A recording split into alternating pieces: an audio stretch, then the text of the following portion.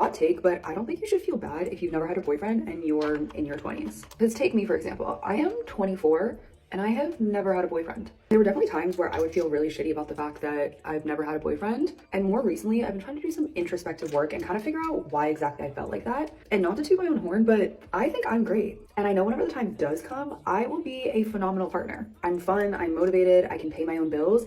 And seemingly every guy I've ever been with thinks the same thing and says the same thing. So why is it that I've never had a boyfriend? But then again, the more I think about it, I don't think I want to be in a relationship. Who's to say when is a good time to be in a relationship or when is too late to be in a relationship? I am 24. I have the rest of my life, literally the rest of my life, to figure it out. More importantly, this is the time to really figure out what you like and what you want and what you don't. Let's be honest, how many times have you looked at one of your friends and been like, he treats you like shit, he doesn't deserve you, so why are you allowing this to happen? And I think more times than not, people stay in these relationships out of the fear of being alone. But why is being alone such a bad thing? I remember I got this comment on TikTok and this girl was like, girl, you're always dating. As I should, because I'm not gonna settle. And there are so many different types of men out there that who am I to sit there and just go for the first one just because the date was good? No. And maybe this is just a very long video and the moral of the story is you should treasure the time that you're single and where you can be the priority for yourself and you can do what you want, when you want, however you want with no one to tell you what to do. Even if you've been in a relationship and you're newly single, and I know it's scary, embrace it. But that's my hot take. Be single, live life, and do you. Stick with the boy. A lot of model bitches check for me. Nigga don't check for me unless you got checks for me. I kept a stick like a hobo, no checking me. Way back when you had this. If you're a girl and you're beautiful, smart, hardworking, and driven, you are most likely single right now. And all the guys are gonna get pissed right now, but it's so true. I honestly just think the options are so limited because hear me out. So like as a girl, you want to find a partner that exceeds you in every single area. So like you want someone that looks better than you, is smarter than you, is more hardworking, has better like social characteristics. Like you look for a partner that has like better qualities than you, or at least like meets you. And not to be an absolute bitch of a person, but it's like when you're a girl that has all of her shit together, it looks good, is hardworking, makes a lot of money, it's like, where do you go from there? There's so limited options. And then it's like the guys that are good options that would fit your standards are just cunts because like they have every option in the world. Because there's no absolute way I'm marrying someone that makes less money than me, isn't as funny, or like doesn't have as good people skills. Like there's just no way that that's happening. Now you have an 18-year-old who's going out into the world and she has no dating experience. I never thought I would see a video that would be the most accurate description of my life ever written. Like watching that video made me really be like, wow, this makes so much sense. When you have strict parents growing up and the only thing that anybody can ever tell you is focus on your studies, focus on the books, focus on school. You don't need boys. You can talk to boys when you're 18. Then when you get to college with said 18 and up-year-old boys, and you're just like, that's why they be saying that the girls be wilding out when they get to college, like strict girls or whatever you want to call it, be wilding out when they get to college. That's why don't nobody know what to do for real. I didn't realize this until my adulthood because I'm like, why am I like this? But I also learned I never got the chance. Stupid, I'm not gonna let you get the chance to really navigate through a dating world to even see what a date was supposed to be like. Just so much you don't learn when people just tell you no and don't really explain nothing to you. You just, and then you get to college, you're like a deer in headlights. And the people know it. The people can sense it. The people prey off of it. And you're just like, wow. If only, if only, if only. Have you guys ever went on a date with a guy that you're like the first date, maybe from like Hinge or something, like you're kind of first meeting, first hanging out, and you literally realize mid conversation after like 15-30 minutes or so that you're like, you know what, I probably will never see you again. I definitely don't care to ever see you again. And then you just kind of start acting like your actual self. Like you stop the whole like facade act and you start like just saying outlandish stuff. Like if you're with your friends, you're just like, you know what, I'm gonna have a good time. We have apps, I have a drink. We're just gonna take it as it is. I know I'm never gonna see this person again. We might as well get some good banter out of it. Maybe start talking about politics or something. Make them a little annoyed. And I feel like that's so toxic, but it's so true. And I always notice myself doing this. Like I start kind of not even caring what they think of me or how I act. Once I notice and realize in my head, okay, this person, never gonna happen. I'm just gonna act however I feel like acting. I remember this one first date I went on with this random guy that I thought was cute from his pictures. He was cute from his pictures, but you know when they're cute, but their personality is like, so they're like 0 out of 10. We were at this Mexican restaurant having margaritas and tacos that was kind of close by me, and he starts talking, like probably 20 minutes talking. Like, why are you talking? Literally 20 minutes in, he starts saying about women's birth control. Are you on birth control? First of all, what does that have to do with you? Like, what does that even have to, I just met you. Am I ever gonna date you or even touch your hand or even hug you ever? You don't even know, so why are you asking that question? That's weird, that's personal. Should I ask how much money's in your bank account?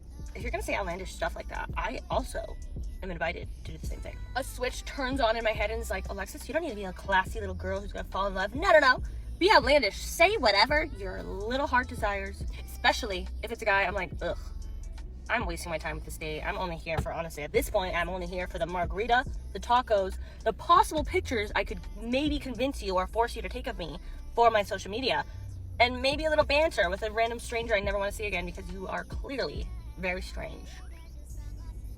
I knew I wasn't gonna be in a dating game for very long. When y'all started explaining pursuing someone as chasing them. You double texting is not you chasing them. You giving them an extra call is not you chasing them. I think that we are so enabled by the things that we see on social media that we forget, like, we can live our life however we want to. Everybody just want to act so emotionally unavailable and start with that whole nonchalant war. And as we've learned, and I'm hoping that everybody else is learning, nobody wins in that war. Like, dating's supposed to be showing up as best as you can for that person, showing that you're interested in that person, and that goes both ways. It's not just men, it's not just women. You should be actively trying to show the person that you're talking to that you want to fucking talk to them. I just don't understand. Like, it's so freaking exhausting. We have to do better. I just want better for our people. That's it. That's all. But anyways, you have a wonderful rest of your day.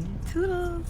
Things I wish I knew about relationships when I was in my 20s. First things first, just because a man always comes back to you does not mean he just is so in love with you and you don't want to get away. No, men love having access, and a lot of times it's just an ego thing. They just want to make sure they still have access to you. Number two, meeting someone's family really does not hold the weight that it used to back in the day. Like, I feel like back in the 90s or something, maybe me and somebody's family, it was like a big deal. But sometimes people's family is just cool. Like, some guys really have cool moms, cool dads, and they want to know who their son talking to. It doesn't mean like you're gonna be the wife or you're the one. They just, they're just a cool family. Number three, a man telling you constantly that he wants you to have his baby, he wants y'all to be a family, he can't wait for you to have his first child, is really not the flex that y'all think it was. I feel like when I was younger, it used to be like, oh, he want to have his baby. You'll be thinking like, you so cute, or something about you that he wants to have a baby. Like, no, some dudes just want to have a BM and have access to you. Like, that's why he said he wants you to have his baby. He said he want to marry you. Number four, and this is a good one, y'all, never reach out to a female about a dude.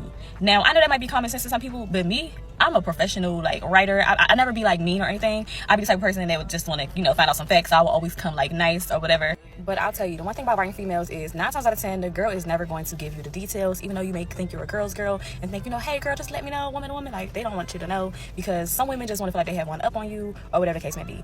Also, let me tell you guys a quick story. Actually, I will never forget, I actually DM'd this girl that I thought was like talking to my ex, and I was trying to figure out how they met each other because we had broke up like for a very, very short period of time, and I was just going through it. I wrote her and I asked her how did they meet, and she basically told me like how they met, and that basically she gave him her Instagram because she really wasn't interested and she was actually trying to be nice. Then she went to go to my page and she was like, girl, you are so pretty, like I can't believe you would even talk to him, like he's not my type and I didn't even think he would be your type.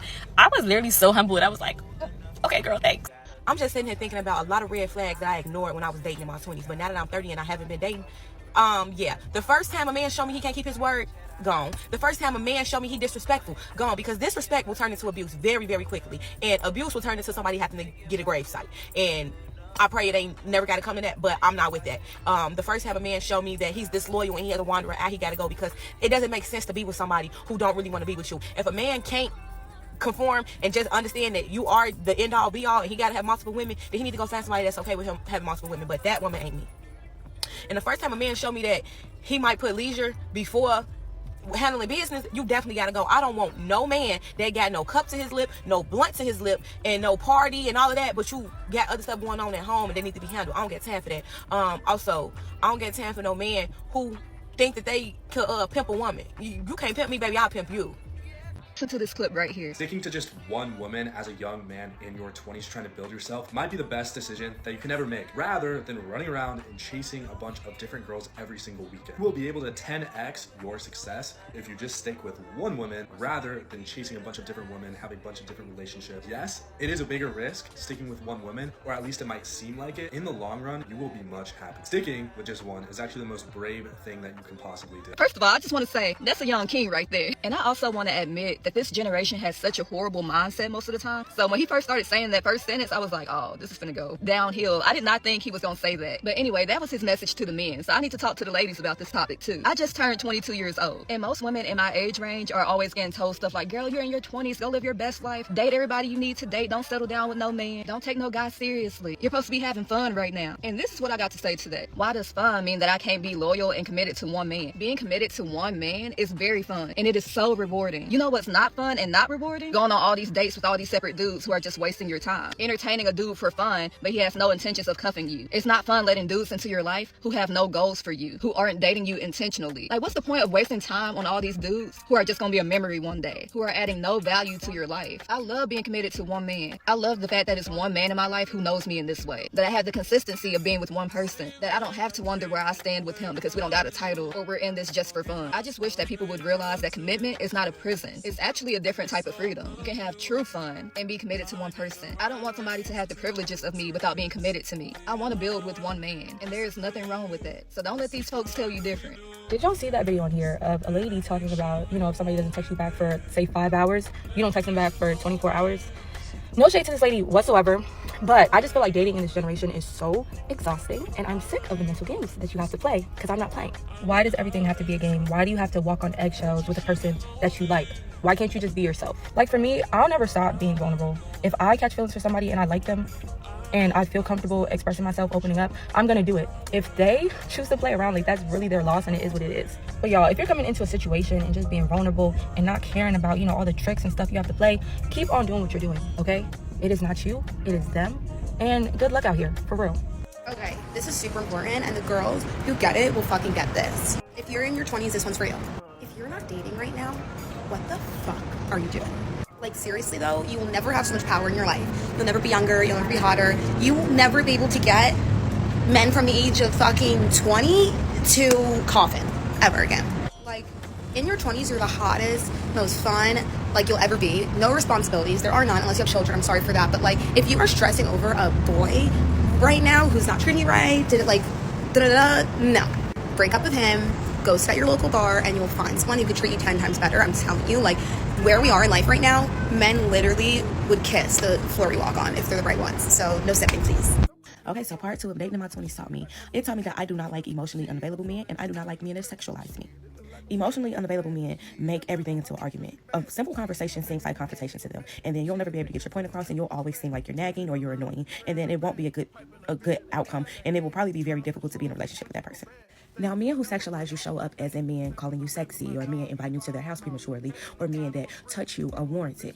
It also shows up in emotional unavailability because they'll only be able to contact you when they need a need met, which is sexual. So that'll let you know where you really stand with them. A man that really likes and love you for you, or is trying to get to know you and like and love you on that, is not trying to just put you in the bed that quick. I understand men are physical creatures and all of that, but a man that is actually looking for something deeper than a sexual connection is going to pursue something deeper than a sexual connection. So don't trick yourself into believing, oh, it's not that deep. It is that deep, because sex is a very deep connection and emotions are a very deep connection. So if somebody can't be emotionally available for you and only wants to sexualize you, it's a person that does not like you for real. They will never probably love you.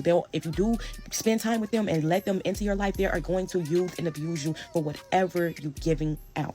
I was going to save this video for tomorrow, but I might as well talk about it. So how to keep a man on his toes. This video is going to be a little lengthy because I'm going to be as specific as possible, because there's layers to this. It's not like a simple 1, 2, 3 and it's done. First things first, you have to be confident. If you don't think you're the prize, neither will he. You cannot exude confidence if you do not look your best, because you will not feel your best. And if a man picks up that you are even being the most tiniest bit insincere about your confidence, he will never take you seriously. 2, you need to wholeheartedly believe that you deserve everything in this world, which also means that you excuse nothing. If something makes you uncomfortable, you make it known every single time. And if you have to complain about something more than one time, you need to leave. It may seem extreme, but you need to teach him to take you seriously. You need him to know that you don't have to stick around. Not that you don't want to stick around, not that you don't like sticking around, because part of this, he has to want to chase you. And this whole thing is not about manipulating a man. You actually have to enjoy being around this person and liking them, or else you're going to be miserable. But he has to know that your love for yourself outweighs your like for him. And this is necessary because when you introduce your standards to him, it will make him take them seriously, and he'll either apply it or he'll be intimidated by it and he will excuse himself naturally, which basically means like he'll either ghost you or make a big deal about it and show his true colors. So getting back into confidence. So when I get a compliment from a man personally, but it does work for other people, I've seen it work for other people. When you get a compliment from a man, you do not tell him thank you. And it's not that you're not grateful, there's just a more meaningful way to show this. Why are you thanking someone for telling you that you're beautiful? You know that you're beautiful. You know that you're worth it. You know that your value is out of this world. You don't have to thank someone for telling you that. That's not something that you needed because you already know that. No, what you're going to do is you're going to say, that's really sweet of you. And say it sincerely. Like, you can actually mean it because whatever they said was probably sweet. And you're not lying. Like I said, we're not manipulating.